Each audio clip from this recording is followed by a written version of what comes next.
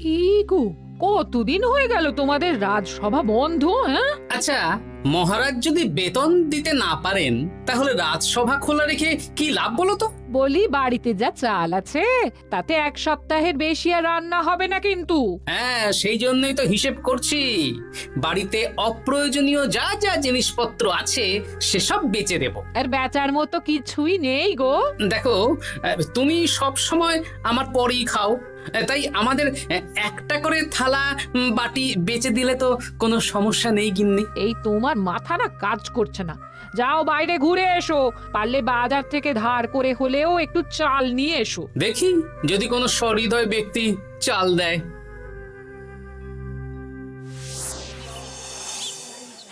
না গোপাল দাদা, বাজারের অবস্থা খুব খারাপ, আর আমি ধারে বিক্রি করছি না। আহা, আরে আমি কোনোদিন তোমার এক আনাও বাকি রেখেছি বলো? আমি বুঝতে পারছি গোপাল দাদা, কিন্তু আমিও নিরুপায়। গত মাসের বেতন এখনো পাইনি। মহারাজ অনির্দিষ্ট কালের জন্য রাজসভা বন্ধ রেখেছেন। বিশ্বাস করো, বিশ্বাস করো, বেতন পেলেই তোমার ধার আমি মিটিয়ে দেব। এই সপ্তাহ খানেক আগে একই কথা বলে সেনাপতি ধারে 25 কেজি চাল নিয়ে গেছেন। এখন ওনার কোনোই পাত্তা নেই। কি যে করি, কাছের বন্ধু বলতে বিজ্ঞানী আর সভাকবি। দেখি ওদের বাড়িতে একবার ঢুঁ মেরে।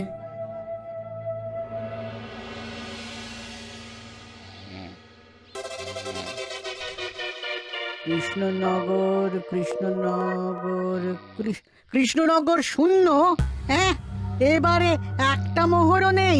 জাহাপানা সর্বনাশ হয়ে গেছে। কি হলো? পালে বাঘ পড়েছে নাকি? এই ঘুমের 12টা বাজিয়ে দিলে।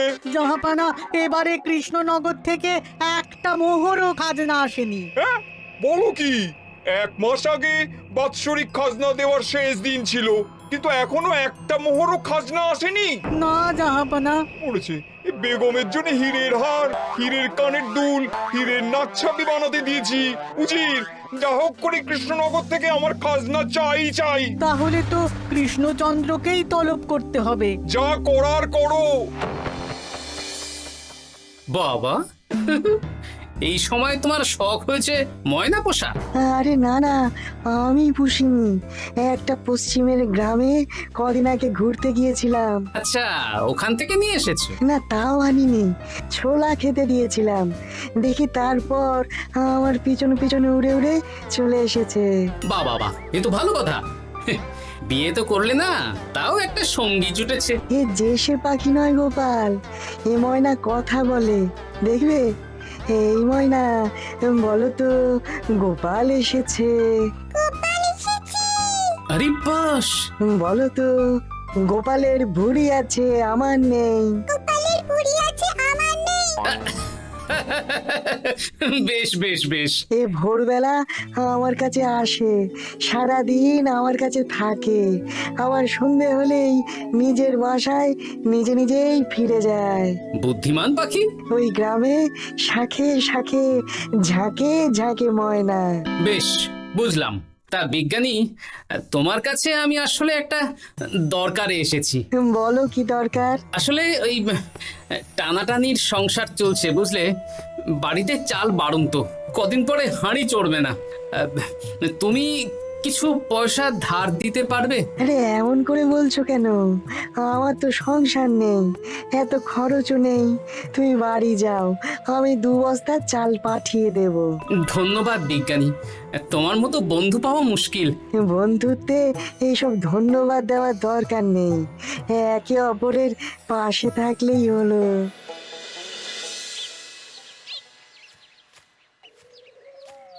এ কি গো, খালি হাতে ঢুকছো যে? বিজ্ঞানী আমাদের 2 বস্তা চাল পাঠাবে, তাই কিছুটা হলেও চিন্তা কমলো, বুঝলে। ওমা, এই তো সারা বাজার ঘুরে তো ধারে চাল পেলাম না। অগত্যা বিজ্ঞানীর বাড়ি গেলাম। উনি সত্যি তোমার বন্ধু? হ্যাঁ, হ্যাঁ গিন্নি, জানি না কতদিন আমাদের রাজসভার সমস্যাটা চলবে। দেখি অন্য কোনো কাজে লাগতে হবে, বুঝলে। এই দেখো দেখো, যা করে তাড়াতাড়ি করো, এভাবে তো আর চলতে পারে না গো। কি নবাব বাহাদুর আমাকে ডাকছেন? হ্যাঁ, জাহাপনা আপনার উপরে রেগে আছেন। অতি সত্বর আপনাকে দেখা করতে বলেছেন। এবারে চাষাবাদের মন্দার কারণে রাজস্ব আদায় তেমন ভালো হয়নি, তাই খাজনা পাঠাতে পারিনি। আর কিছুদিন অপেক্ষা করতে বলুন, আমি ঠিক খাজনা পাঠিয়ে দেব। এখন আর খাজনা নিয়ে কথা বলবেন কিনা জানি না। আপনাকে নবাব এই আদেশ পাঠিয়েছেন, আপনি 2 দিনের মধ্যে নবাব বাহাদুরের সাথে দেখা করবেন। আচ্ছা ঠিক আছে।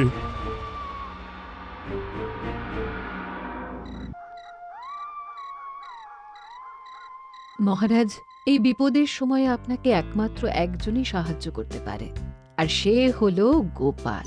আমি কোন মুখে গোপালকে ডাকবো বলো তো রানী?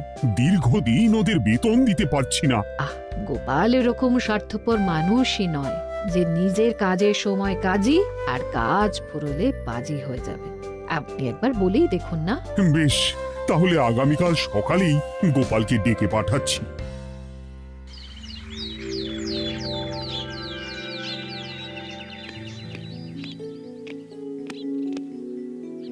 আসতে পারি মহারাজ? হ্যাঁ গোপাল, এসো এসো।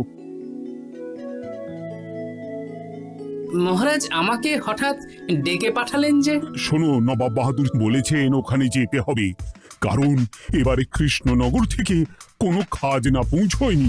মহারাজ, আপনি গেলেও বিপদ, না গেলেও বিপদ। হ্যাঁ, সেটাই তো আমাকে সবচেয়ে বেশি ভাবাচ্ছে, কিন্তু না গেলেই যে নয়। তাহলে এক কাজ করি মহারাজ, আমিও বরং আপনার সাথে যাই।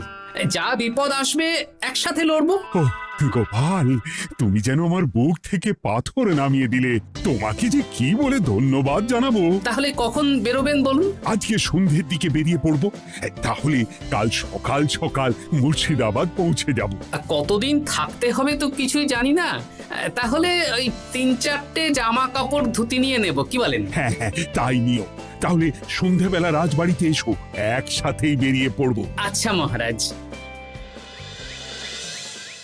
বলি, তোমার কি মুর্শিদাবাদে না গেলেই নয় গো? আমাকে তো যেতেই হবে গিন্নি। জানি নবাব বাহাদুর কিভাবে ছক করে কল করে, তুমি সাবধানে থেকো গো। দেখো, আমি যখন যাচ্ছি তখন নবাব বাহাদুরকে এবার সাবধানে থাকতে হবে। হ্যাঁ, ঠিক আছে, মাথা ঠান্ডা রাখবে, বেশি ওস্তাদি করতে যাবে না। এমনিতেই আমাদের অবস্থা এখন ভালো নয়। আরে তুমি অতিরিক্ত চিন্তা করো না তো গিন্নি। জাহাপনা, কন্যাগুলো কবে আসবে? এখনো 2-3 দিন সময় লাগবে বেগম। এত সময় লাগছে কেন জাহাপনা? দেশের কোণে কোণে খুঁজে সেরা সেরা হিরে দিয়ে বানানো হচ্ছে যে, সময় তো লাগবেই বেগম। তাহলে তো অনেক খরচ হচ্ছে। তাও হচ্ছে বটে, কিন্তু তোমার জন্য আমি সব করতে পারি। আমাদের মুর্শিদাবাদের হীরালালের হাতের কাজ দেশের সেরা। আপনি সত্যি আমাকে ভালোবাসেন, আমার জন্য এত খরচ করে গয়না বানিয়ে দিচ্ছেন। তুমি খরচ নিয়ে এত চিন্তা করো না। কৃষ্ণনগর থেকে এই বছর ভালো খাজনা প্রাপ্য ছিল, কিন্তু এখনো একটা কানাকড়িও আসেনি। তাহলে আপনার গয়না বানাতে যা খরচ হবে সব আপনার সিন্দুক থেকে দিয়ে দেবেন? না না না, কৃষ্ণনগর থেকেই আদায় করব, ওকে তলব করেছি। আচ্ছা, সহিস, গাড়ি ছাড়ো। যথাজ্ঞা মহারাজ।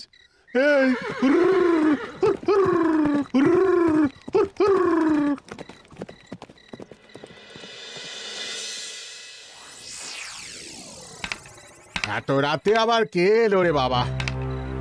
খুলছি।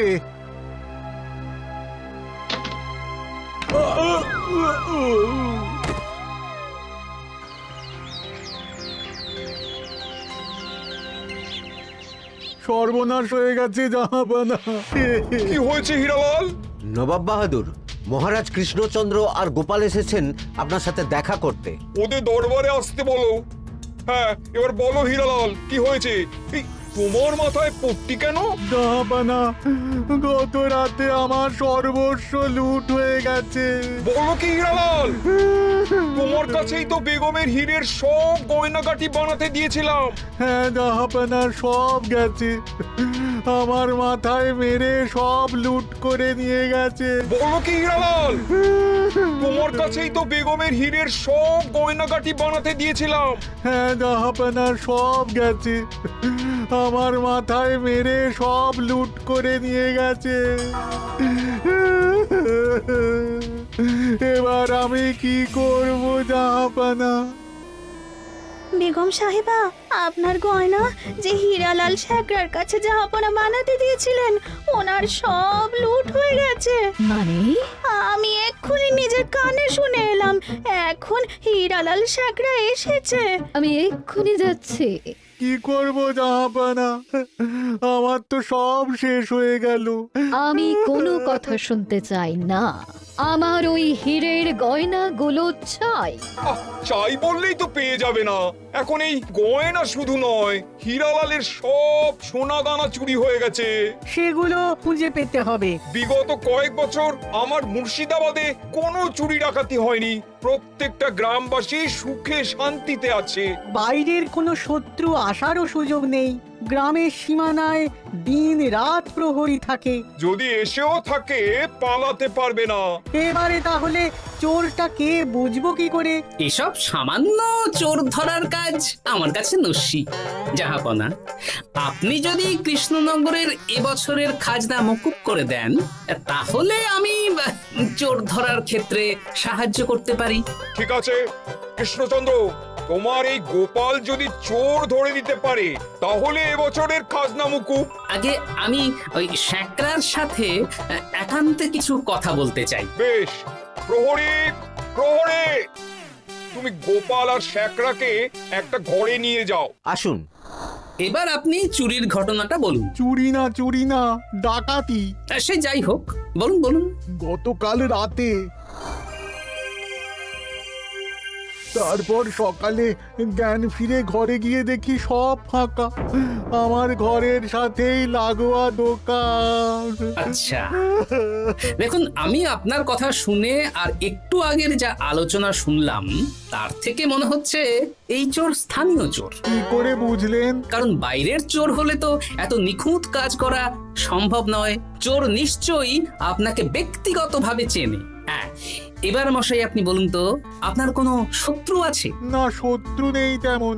আমার সাথে কারো সম্পর্ক খারাপ নেই। আর আমাদের পাড়ায় সবাই ব্যবসায়ী, সবাই সম্ভ্রান্ত লোকজন। বেশ, তাহলে সব ব্যবসায়ীদেরকেই রাখতে হবে। আমি নবাব বাহাদুরকে বলে দিচ্ছি, আপনি এখন আসুন। নবাব বাহাদুর, আপনি ওই গ্রামের সকল ব্যবসায়ীদের আপনার মহলে ডাকার ব্যবস্থা করুন। সবাই কিন্তু বেশ সম্ভ্রান্ত ব্যবসায়ী। সে হোক না, ওই গ্রামে তো সবাই ব্যবসায়ী, আর বাইরের কোনো লোক গ্রামে ঢোকেনি বা বাইরেও যায়নি। তাই যদি কেউ চোর থেকে থাকে, তাহলে ওই ব্যবসায়ীদের মধ্যেই আছে। বেশ, আমি সবাইকে আমার মহলে নিয়ে আসার ব্যবস্থা করছি। আর একটা ফাঁকা বড় ঘর চাই, যেখানে চোর ধরার পরীক্ষা হবে। আর সেই ঘরে আমাদের কৃষ্ণনগরের ঘোড়া চোর ধরবে। হ্যাঁ, ঘোড়া চোর ধরবে? হ্যাঁ, যে ঘোড়ার গাড়িতে আমরা এসেছি সেই ঘোড়া। যদি চোর না ধরতে পারো, তাহলে পুরো খাজনা তো গায়ের জোরে নেব, সাথে সাথে কৃষ্ণনগরটাও কেড়ে নেব। আমার উপর একটু ভরসা রাখুন নবাব বাহাদুর, আর যা বললাম করুন। বেশ, শুনুন, এই ঘরে আমার এক প্রিয় ঘোড়া আছে, আর সামনে একটা বালতিতে ছোলা সেদ্ধ রাখা আছে। আপনারা সকল ব্যবসায়ীগণ একে একে যাবেন, দরজা ভিতর থেকে বন্ধ করবেন, আর ঘোড়াকে এক মুঠো করে ছোলা খাইয়ে ফিরে আসবেন। তারপর কি বাড়ি চলে যাব? না, সবার ছোলা খাওয়ানো হয়ে গেলে আমি ঘোড়ার কাছে যাব, আর ঘোড়া কানে কানে আমাকে বলে দেবে কে চোর। তাহলে আর দেরি কেন, সবাই একে একে যাও।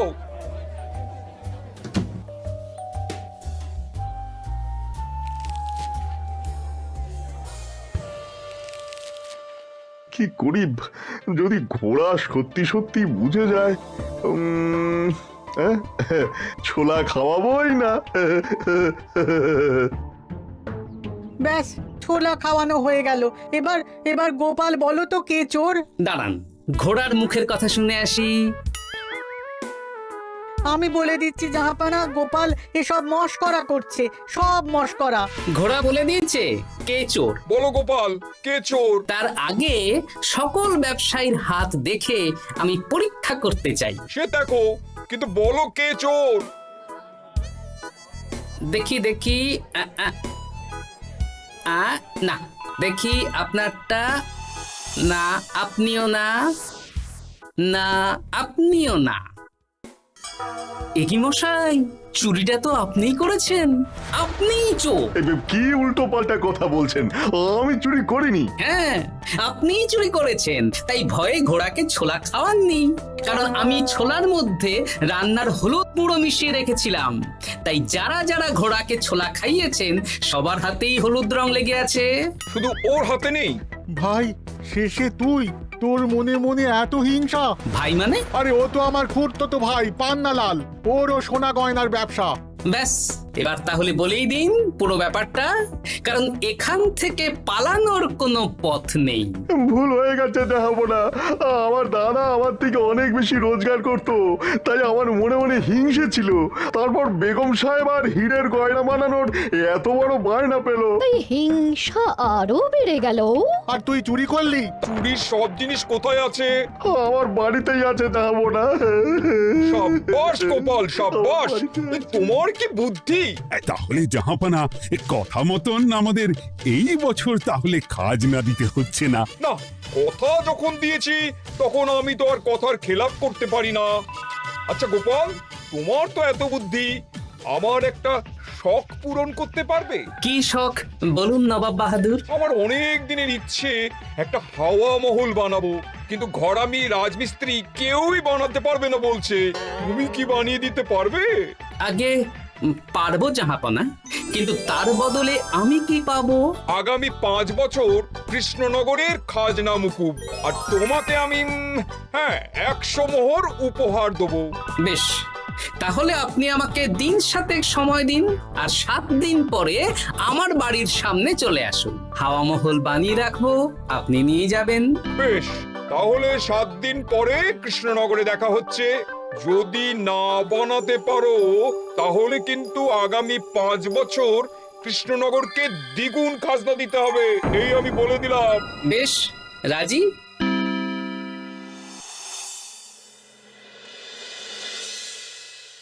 বেশ তো বড় মুখ করে বলে দিলে হাওয়া মহল বানাবে। রাজি রাজি। এবার যদি না বানাতে পারো, সব তো উল্টে যাবে। আপনি চিন্তা করবেন না মহারাজ, নবাব বাহাদুর আমাকে প্যাঁচে ফেলতে চেয়েছেন, তাই আমিও ওনাকে ঘোর প্যাঁচ দেব।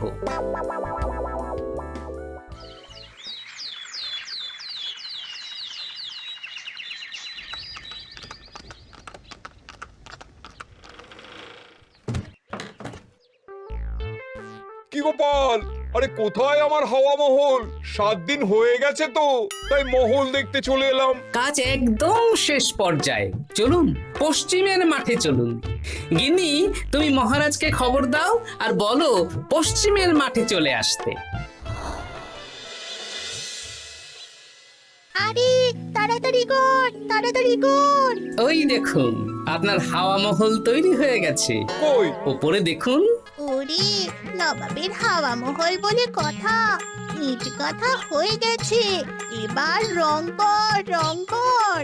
হাওয়া মহল রং করছি তো, এত তাড়া দিস না। আরে তাড়াতাড়ি কর, তাড়াতাড়ি কর।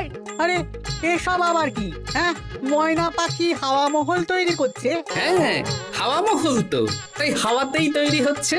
হাওয়া তো আর চোখে দেখা যায় না, আমি তৈরি করিয়ে দিয়েছি। এবার জাহাপানা আপনি নিয়ে যান। হয়ে গেল, এবারেও গোপাল দাও মেরে দিল। আমি কি করে? সে তো জানি না জাহাপনা, আপনি বলেছিলেন হাওয়া মহল বানিয়ে দিতে হবে, আর আমি আপনার আবদার পূরণ করেছি। এখন আগামী 5 বছর আমরা খাজনা মুক্ত। সাব্বাস গোপাল। ওরে, রংটা ভালো করে কর, ভালো করে কর। নবাবের হাওয়া মহল। গোপাল, তুমি সত্যিই বুদ্ধিমান, তোমার বুদ্ধির জবাব নেই। শোনো, আগামী 5 বছর কৃষ্ণনগরে খাজনা মুকুব। আর এই নাও তোমার 100 মোহর উপহার। এবার বলো, তুমি এই অসম্ভবকে সম্ভব করলে কি করে? আমি বুঝতেই পেরেছিলাম আপনার মুর্শিদাবাদের চোর ধরার পরে আপনি আমাকে যখন হাওয়া মহল বানাতে বললেন তখন নিশ্চয়ই কোনো উদ্দেশ্য আছে, কারণ আপনি তো মন থেকে চাননি যে খাজনা না দিয়ে আমরা মুক্তি পাই। তাই গোপাল এই চালটা চাললো। যদিও আমি গোপালকে একটু সাহায্য করেছি। কিরকম সাহায্য? কদিন আগে আমি বিজ্ঞানীর ঘরে গিয়ে দেখি একটা ময়না হুবহু মানুষের মতন কথা বলছে, আর বিজ্ঞানী বলল এরকম অনেক ময়না পাখি আছে। ব্যাস, এই 1 সপ্তাহ ধরে আমি ময়নাগুলোকে বিভিন্ন বুলি শেখালাম, আর ওরা সেগুলোই বলে চলেছে। নয়, হ্যাঁ। ওরে, রংটা ভালো করে কর, ভালো করে কর, নবাবের হাওয়া মহল। মহারাজ, 100 মোহর আপনি রাখুন। আমাদের সব সভাসদদের এই মোহর থেকেই আপাতত বেতন দিয়ে রাজসভা শুরু করুন। ধন্যবাদ গোপাল, তোমাকে আমার সভাসদ পেয়ে আমরা সবাই ধন্য। আর বিজ্ঞানীকেও।